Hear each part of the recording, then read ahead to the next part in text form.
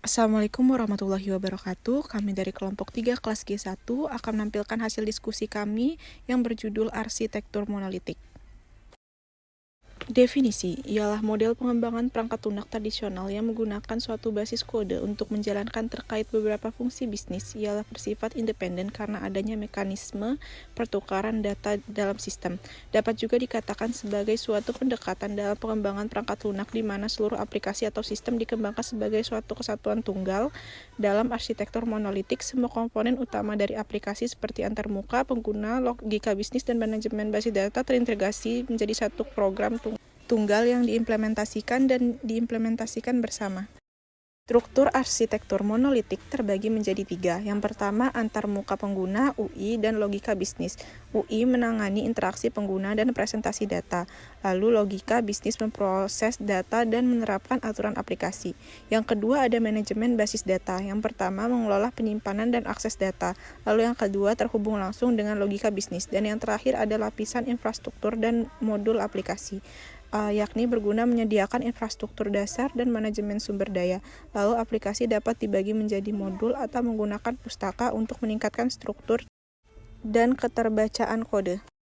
Kelebihan dari arsitektur ini adalah yang pertama, sederhana dan mudah dikelola. Kesederhanaan pengembangan dengan satu kode basis. Lalu pemeliharaan dan debugging lebih mudah. Lalu yang kedua, biaya implementasi awal rendah. Implementasi lebih terjangkau tanpa infrastruktur kompleks. Lalu yang terakhir, sumber daya dapat dioptimalkan secara efisien. Ketersediaan dan kinerja yang baik. Ketersediaan tinggi karena satu entitas aplikasi. Lalu kinerja dapat ditingkatkan karena minimnya overhead komunikasi. Kekurangan. Keterbatasan skalabilitas.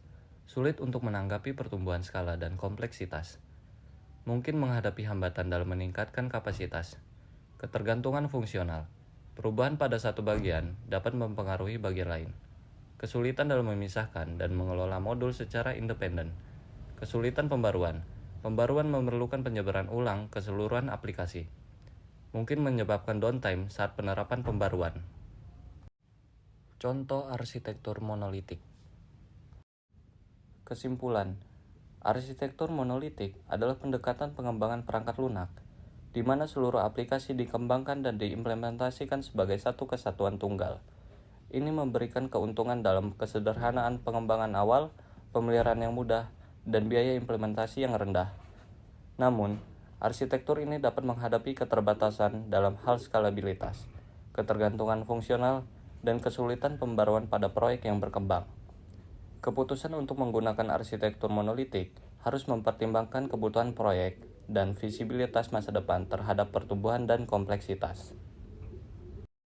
Terima kasih atas perhatiannya. Wassalamualaikum warahmatullahi wabarakatuh.